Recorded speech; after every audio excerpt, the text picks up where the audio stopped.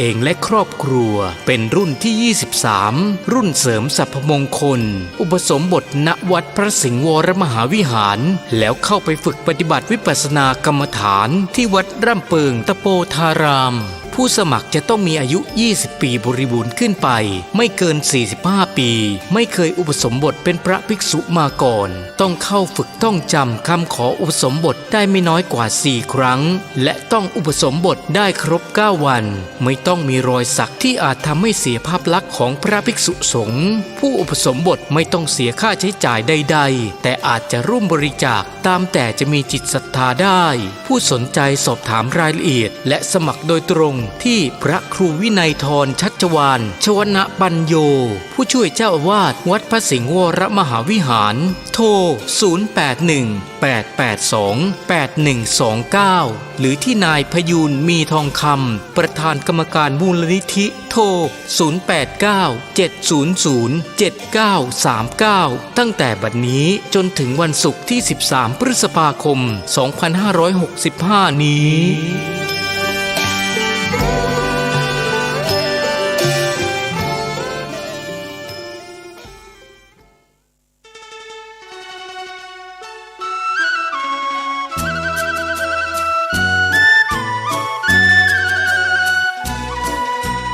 ความเจริญมั่นคงอยู่ที่ความเสียสละอดทนมั่นคงแข็งแรงแสวงหาความรู้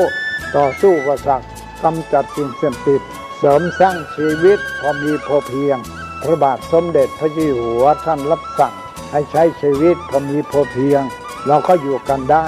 เพราะฉะนั้นคนไทยต้องสมัครสมานสามัคคีหันหน้าเข้าหากันปรึกษาหากันรักกันฉันพี่น้องเราก็จะอยู่ได้เพราะเวลานี้ยุคโลกาภิวัตน์มันจะมีการเปลี่ยนแปลงทางขนบธรรมเนียมจริยประเพณีบางสิ่งบางอย่างก็ขอให้นึกถึงบรรพบุรุษของชาติว่าบรรพบุรุษปู่ย่าตายายเราได้สั่งสมอบรมลูกหลานของคนไทยทุกคนให้ตั้งอยู่ความสามัคคีมีความสมัครสมานกลมเกลียวเมตตาปราณีเอื้ออารีเอื้ออาทรในละกันเวลานี้ประเทศชาติของเราก็เจริญมั่นคง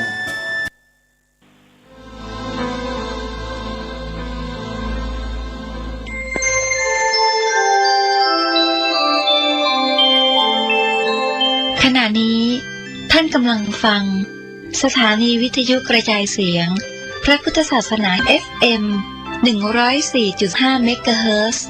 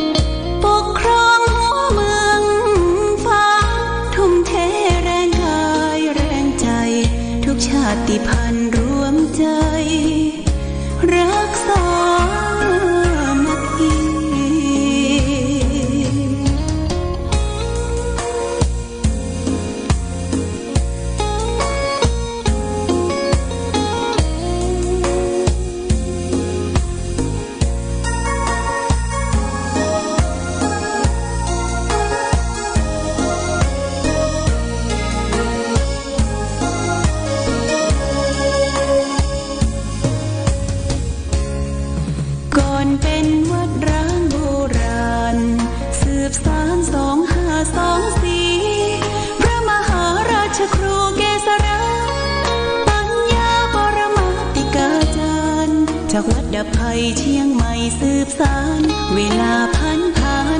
131 ปีนานไกลวัดพระบาทอุดมรุ่งเรืองงามตาเจ้าน้อยบุญทาวงศาข้าหลวงปวงเชียงใหม่ปกครองหัวเมืองฟ้าทุ่มเทแรงกายแรงใจทุกชาติพันธุ์รวมใจรักษามัคคี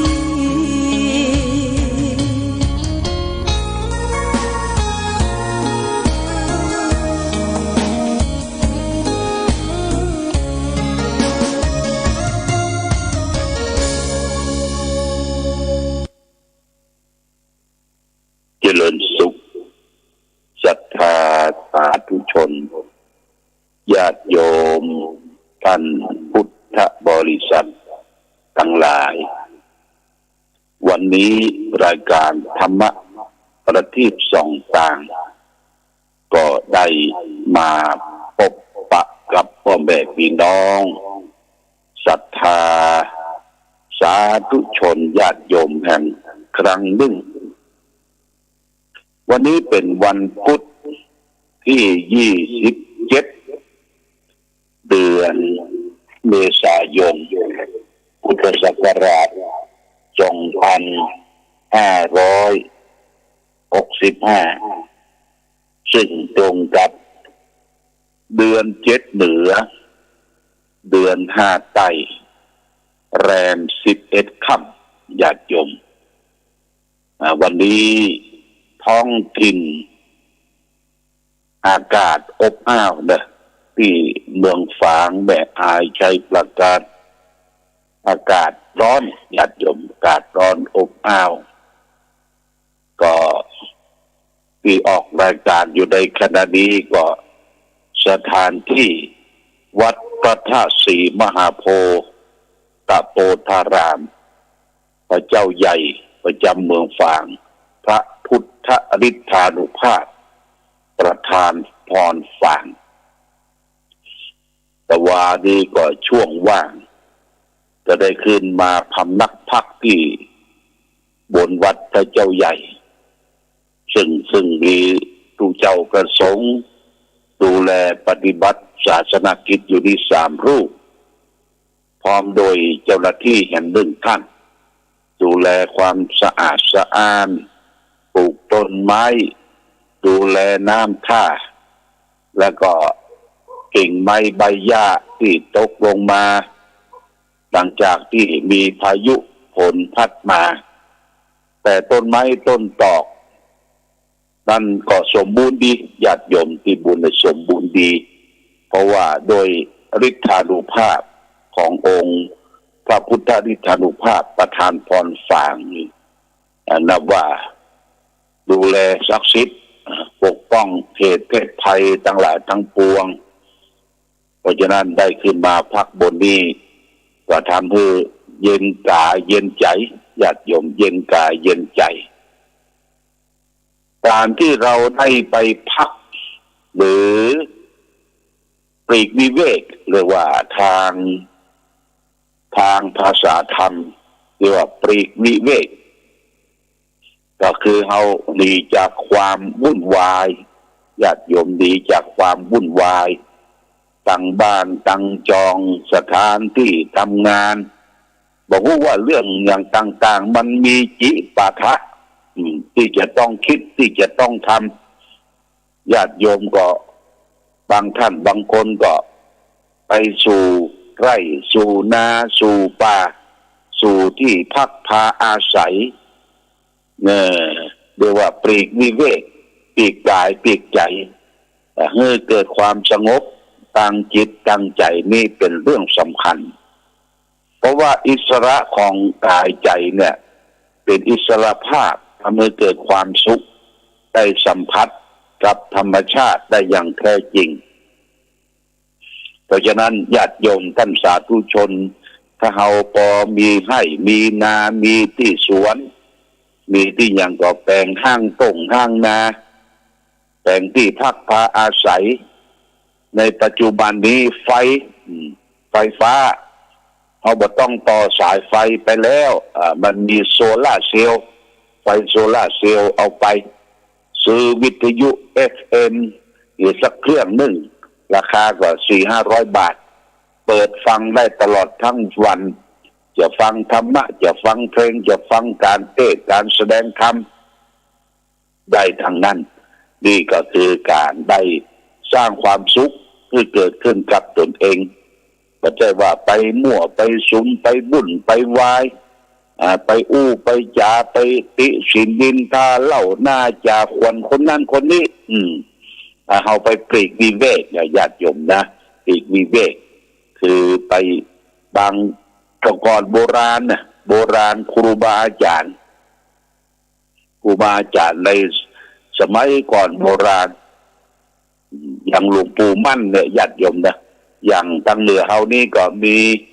ครูบาวัดพระบาทตากผ้าครูบาวัดน้ำบ่อหลวงเนี่ยครูบาหลายตนครูบาเพิ่นจะออกเดินเทศสันติออกเดินธุดงค์เนี่ยญาติโยมนะออกเดินธุดงค์อยู่ตามป่าตามเขาตามถ้ำตามป่าช้าตามป่าช้าเพื่อจะปลีกวิเวกสร้างความสงบสงัดกายเรียกว่ากายวิเวกสงัดจิตเรียกว่าจิตตวิเวกสงัดกิเลสเรียกว่าอุปธิวิเวกวิเวกนี่เป็นสิ่งสำคัญถ้ามึงเอาจะได้ดูตัวเองตัวเก่าในญาติโยมครูบาอาจารย์แต่ก่อนต้องกับปลีกวิเวกอยู่ตามป่าตามเขาก็ต้องไปอยู่ที่มันวุ่นวายคำว่าวุ่นวายเนี่ยในสมัยเมื่อพระสัมมาสัมพุทธเจ้าประทับอยู่ที่วัดพระเชตวันนะญาติโยมมีเศรษฐีคนหนึ่งชื่อว่าพยศหรือพยศะพยศะเนี่ยเป็นเศรษฐีอยู่ในเมืองสาวัตถีเสร็จแล้วก็มีนางสนมกำนันมีนางฟ้อนนางรำปฏิบัติรับใจท่านเศรษฐีมีปราสาทมีที่อยู่อย่างอุณาฟ้าครั่งหาอันใดที่จะเปรียบเปรยในชีวิตของชาวบ้านของคารวาสใดทีนี้วันหนึ่งกับวันเกิดท่านเศรษฐีเพิ่นก็มีการจัดเฉลิมฉลองมีอาหารการกินเลิศรสประเสริฐสุดที่ท่านเศรษฐีชอบแล้วก็มีนางฟ้อนนางรำมีนางฟ้อนนางรำขับขานเสียงเพลงไพเราะสนอสดญาติโยมแต่ว่าตอนเจ้านี่ก็สนุกสนานกันดื่มน้ำจันทร์ก็คือน้ำสาโทพ่องน้ำเหล้าสุราเนี่ยดื่มน้ำจันทร์สนุกสนานกันพอได้เวลาเที่ยงคืนนี่ญาติโยมนะเที่ยงคืนนี่คนก็ปิกกันไปแล้วก็ท่านเศรษฐีก็สร้างเมาบ่เจ้าได้ก็สร้างตื่นขึ้นมาไปพออันอย่างนอนกันละเกะละกะญาติโยมละเกะละกะนี่ก็คือหมู่พวกทาสีคนใจนางลำนอนละเกะละกะอยู่ห้องโถงใหญ่ กินยังก็เฮียเบ้อบักเก็บบักเกียต่างคนก็ต่างเมาบางคนก็โขนบืดบางคนก็โขนได้นะพายลงออกมาตั้งลุ่มเลยญาติโยมท่านเศรษฐีท่านมีสติปัญญาหันอย่างนั้นเกิดความสังเวชสลดจิตใจก็กล่าวอุทานว่าที่นี่วุ่นวายหนอที่นี่วุ่นวายหนอที่นี่ขัดข้องหนอวุ่นวายหนอเนี่ยญาติโยมนะบ่ม่วนมันยังเป็นละเกะละกะเจ้าก็ม่วนอยู่พอสร้างเมานะก็เกิดความละอายใจที่นี่วุ่นวายหนอที่นี่ขัดข้องหนอเสร็จแล้วเพิ่นก็ใส่รองเท้าลงจากคุ้มเศรษฐีเดินตรงไปที่วัดพระเชตวันญาติโยมนะเดินตรงไปที่วัดเชตวันพั่มไประหว่างหนทางว่าที่นี่วุ่นวายหนอที่นี่ขัดข้องหนอในขณะนั้นองค์พระสัมมาสัมพุทธเจ้าก็กำลังเดินจงกรมอยู่พระพุทธเจ้าได้เดินจงกรมญาติโยมเดินจงกรมได้ยินสัทธะสำเนียงเสียงเศรษฐียศเศรษฐีเดินมาแต่ไกลกล่าวลำพึงลำพันว่าที่นี่วุ่นวายหนอที่นี่วุ่นวายหนอเนี่ยพระพุทธเจ้าได้สดับเสียงของเศรษฐีได้กล่าวตอบว่าที่นี่ไม่วุ่นวายหนอที่นี่ไม่ขัดข้องหนอมาที่นี่เถิดเราจักแสดงธรรมให้แก่ท่านเสียงพระพุทธเจ้านี่เสียงของพระอรหันต์ญาติโยมสัทธะสำเนียงเสียงเพราะมันเจาะเข้าไปถึงหัวใจนะญาติโยมนะ เจาะเข้าไปถึงใจเยือกเย็นแล้วบ่เคยได้ยินได้ฟังก็เดินทางไปตามเสียงเข้าไปสู่ที่ประทับพระองค์ก็หยุดการเดินจงกรมนั่งประทับก็แล้วก็ตัดกับยศเศรษฐีว่าที่นี่ไม่บุญวายนะไม่บุญวายหนอพระพุทธเจ้าก็แสดงธรรมอริยสัจสี่ให้ฟังแล้วก็แสดงธรรมเรื่องของบุพพิกถาคือพรรณนาถึงตามศีลพรณนาถึงการเจริญภาวนาเข้าถึงนิพพานจนพระยศพยสะเนี่ยเกิดความรู้ความเข้าใจแล้วก็เข้าถึงพระรัตนตรัยพระพุทธเจ้าก็บวชให้แก่พยสะพยสะก็เอาพระพุทธพระธรรมพระสงฆ์เป็นสรณะเป็นที่พึ่งในขณะเมื่อคืนนั้นบวชญาติโยมการบวชของพระพุทธเจ้าคือเปล่งวาจาว่าเธอจงเป็นภิกษุมาเถิดทำอันใดที่เรากล่าวดีแล้วเธอจงมาประพฤติพรหมจรรย์ให้ถึงที่สุดทุกเถิดเนี่ยเพียงแต่พระดำรัสคำกล่าวเต้าอี้ยศกุลบุตรก็ได้เป็นพระภิกษุโดยเอหิภิกขุอุปสัมปทาญาติโยมนะที่พระพุทธเจ้าบวชให้นี่แต่ก่อนยังมีพระอุปชาเตี้ยยังมีพระผู้สวดพระนั่งอันดับพระพุทธเจ้าตัดบวชโดยองค์เองยศกุลบุตรก็เป็นพระภิกษุในทางพระพุทธศาสนาทีนี้ญาติโยมที่บ้านคุ้มของท่านเศรษฐีภรรยาตื่นขึ้นมาโอ้ไปพอที่นอนที่เตียงของท่านเศรษฐีโอ้ไปไหนอะเนี่ยนะไปไหนละวุ่นละวายเสาะหาพร้อมโดยลูกก็ประกาศลูกของตนเองก็ว่าพ่อเศรษฐีป้นหายไปไหนละวุ่นละวายแบบบัลลังก์จะถูกจับไปเรียกฆ่าไทยกล้าอย่างนะปากันปาฆ่าทาสบริวารวุ่นวายแต่ภรรยาเข้าของท่านเศรษฐีกับลูกทั้งสองคนเดินทางเสาะหาหนทางมันเลื่อมไปทางวัดพระเชตวันก่อนจะถึงวัดพระเชตวันก็ไปปะพบใส่รองเท้าญาติโยมเกิดรองเท้าท่านเศรษฐีจำได้ว่านี่เป็นรองเท้าของท่านคงจะอยู่ที่ทางใดเนี่ยนะไปปะไปพบผลปรากฏว่าโอ้ได้บวชเป็นพระสงฆ์สาวกของพระพุทธเจ้าแล้วก็ถามไปถามมาว่าเข้าถึงพระรัตนตรัยถึงโสดาบันแต่แล้วพระพุทธเจ้าก็แสดงธรรมอนุบุพพิกถาพรรณนาถึงทานศีลภาวนาพรรณนาถึงสวรรค์คือแก่ภรรยาหรือลูกของยศเศรษฐียศพระยศเศรษฐีเนี่ยนะฟังจนได้เกิดความรู้ความเข้าใจก็เอาพระพุทธพระธรรมพระสงฆ์เป็นสรณะเป็นที่พึ่งพระรัตนตรัยเนี่ยเป็นที่พึ่งก่อนใครในโลกญาติโยมนะก่อนใครในโลกแต่ไม่ได้บวชนะไม่ได้บวชเอาพระพุทธพระธรรมพระสงฆ์สรรเสริญก่อนใครในโลกนี่ก็คือเรื่องในสมัยครั้งพุทธกาลเมื่อพระพุทธเจ้ามีพระชนชีพอยู่นั้นได้โปรดพระยศกุลบุตรยศเศรษฐีที่ได้กล่าวว่าที่นี่วุ่นวายหนอที่นี่ขัดข้องหนอญาติโยมเนี่ยถึงเป็นเศรษฐีนะญาติโยมเป็นเศรษฐีมีสมบัติพัสถานมีลูกน้องป้องไปมีนางสนมกำนันแต่เข้าถึงขั้นเบื่อหน่ายแล้วก็นอนพอไปละเกะละกะโอ้ห้องโถงใหญ่ที่แสดงฟ้อนลำนั่นนะมันเหี้ยหายใหญ่หยาดละเกะละกะต่างคนก็ต่างเมาหลุดเนาะเมาอย่างคนเมาบ้านเฮาเลยกะเข้าไปนอนกะที่นอนกะตินก็บ่ช่วยตินบนโคกโปกญาติโยมสนเข้าไปที่นอนอย่างนั้นเปียกเหม็นขี้หาตึ้งเนี่ยญาติโยมอันนี้คือเรื่องของในสมัยครั้งพุทธกาลเพราะฉะนั้นญาติโยมท่านสาธุชนทั้งหลายตึงวันเนี่ยเขาอยู่กับโลกอยู่กับสังคมอยู่กับวัตถุนิยมต่างๆพึ่งก่ายมั้งเนี่ยพึ่งก่ายหลวงพ่อก็ก่ายมองละนะก่ายนั่นก่ายนี่ก็อยากจะหามุมสงบญาติโยม มุมสงบก็คือปลีกวิเวกอย่างที่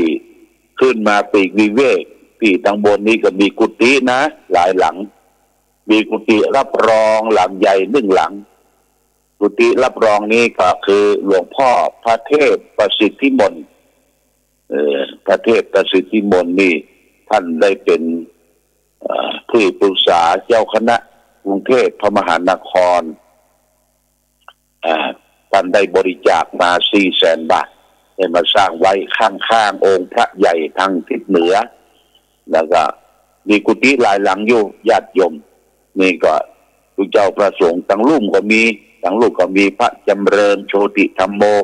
ดูแลที่ข้างพระธาตุทางบนนี่ก็มีพระศรีหลวงพ่ออ้วนดูแลก็ได้มาขึ้นมากับมาทำวัดสวดมนต์ดูแลเป็นกู้เป็นกินได้ไว้พระใหญ่ได้พำนักพักที่บนเนี่ยญาติโยมรับอิ่มคำว่ารับอิ่มนี่คือรับบ่ฝันญาติโยมนะรับบ่ฝันรับนิ่งชุดเดียวรับชุดเดียวอาจจะเป็นชั่วโมง2 ชั่วโมงตื่นขึ้นมาก็ชดชื่นแจ่มใสรับอิ่มและพี่น้องญาติโยมสาธุชนรับอิ่มก็ที่บ้านเฮาน่ะรับพุทธลุกพุทธนั่งคู่เอียดดินไปดินมาฮ้อนพ่องลมบ่มีพ่องอย่างธาตุในต้องบดีพ่องบัครับบ่ทายมันบ่ค่อยรับญาติโยมนะรับบ่อินก็สุขภาพร่างกายเฮาก็ทรุดโทรมเพราะว่าคนแก่ต้องนอนเจ้า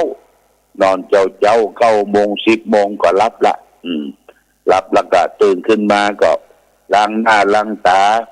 ไหว้พระสวดมนต์แล้วก็เอ็กเซอร์ไซส์นี่เป็นกรรมฝรั่งญาติโยมเป็นการออกกำลังกายเดินไปเดินมาไปพอต้นไม้ต้นตอกอันใดที่จะ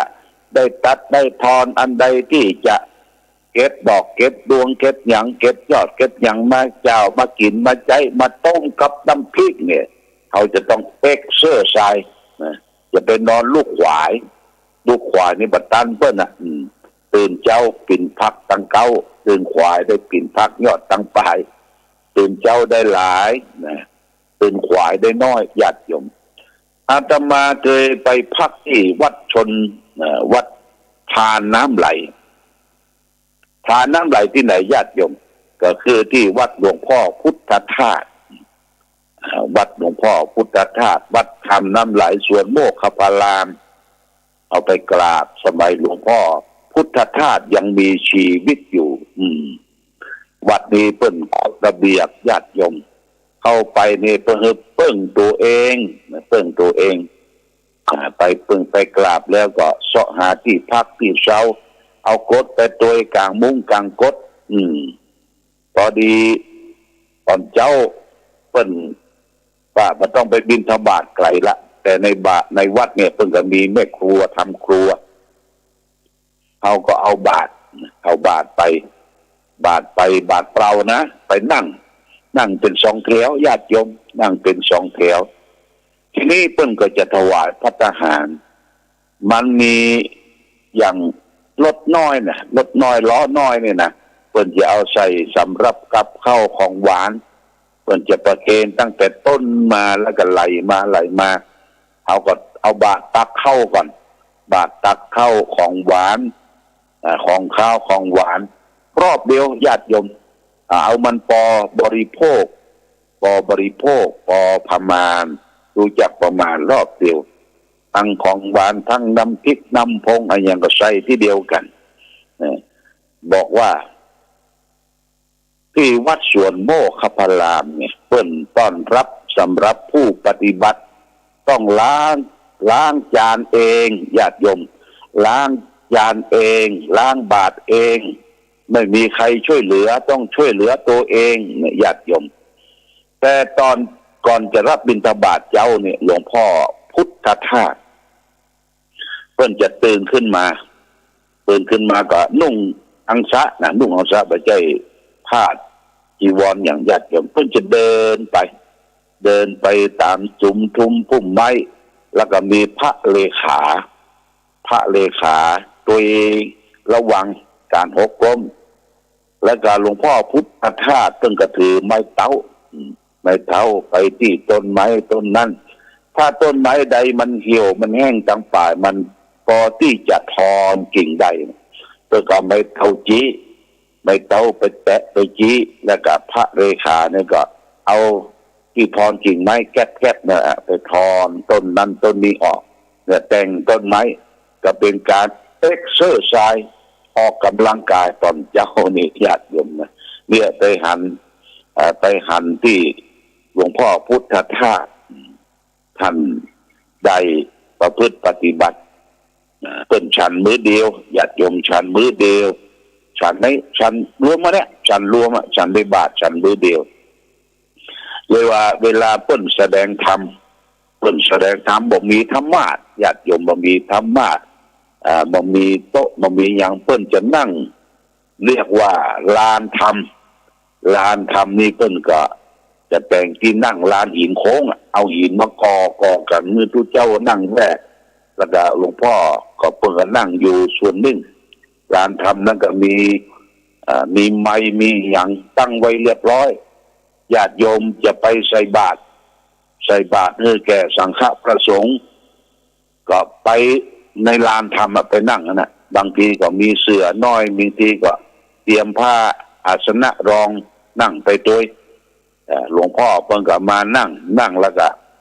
เขาก็หมู่ญาติโยมก็ไหว้พระสมาทานศีลแล้วก็ใส่บาตรพระเจ้าประสงค์ก็นั่งแวดนะประบาตตั้งใส่บาตรเสร็จแล้วก็บาตรไผ่บาตรมันหลวงพ่อพุทธทาสเพิ่งก็แสดงธรรมคือโอวาทธรรมที่ลานหินโค้งมีสวนโมกขพารามนะญาติโยมนะใครไม่ได้ไปก็ไปเอวเด้อที่จังหวัดสุราษฎร์ธานีญาติโยมที่ท่านมีปริศนาธรรมหลายอย่างเปิ้นสร้างเรือใหญ่เปิ้นว่าน้ำพึ่งเรือเสียพึ่งป่าเรือเนี่ยน้ำตกลงมาโอ้แปลว่าต้องเรือน่ะเป็นที่เก็บน้ำญาติโยมมันจะตกใส่ทรายตกใส่แผ่นดินทั้งบนมันมีสองชั้นทั้งพื้นก็จะเป็นที่เก็บน้ำฝนน้ำพึ่งเรือเสือพึ่งป่าเสือก็อยู่ในป่าแล้วก็มีลงมหรสพทางวิญญาณนี่เป็นปริศนาธรรมก็โรงมหรสพทางวิญญาณเอาไปดูก็ไปดูปริศนาธรรมต่างๆเช่นว่านางเบ็ดนี่เป็นจะได้ญาติโยมนางเบ็ดนี่ก็เปิ้นเทียนไว้ที่หน้าโรงมหรสพจะมีนางหนึ่งนุ่งกระโปรงสั้นญาติโยมนุ่งกระโปรงสั้นนุ่งเสื้อห้อยเปิดหน้าอกแล้วก็รอบกระโปรงน่ะมีแต่เบ็ดขอน้อยเนี่ยรอบแล้วปลายปอก็สปายเบ็ดแบกเบ็ดแหมกันหนึ่งในเบ็ดกันใหญ่หรือว่านางเบ็ด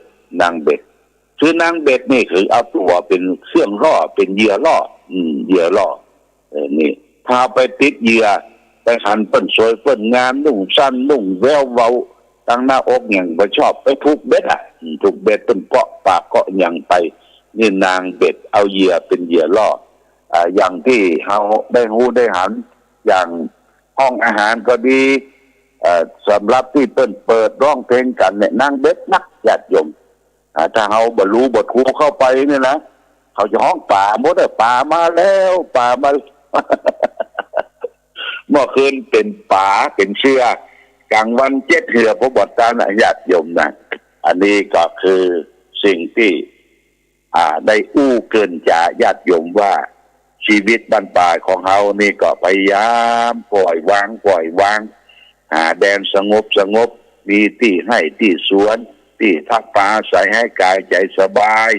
ความสุขสบายอยู่ที่กายที่ใจเฮาสำคัญมีฝากไว้ธงชาติและเพลงชาติไทยเป็นสัญลักษณ์ของความเป็นไทยเราจงร่วมใจยืนตรงเคารพธงชาติด้วยความภาคภูมิใจในเอกราชและความเสียสละของบรรพบุรุษไทยประเทศไทยรวมเชื้อ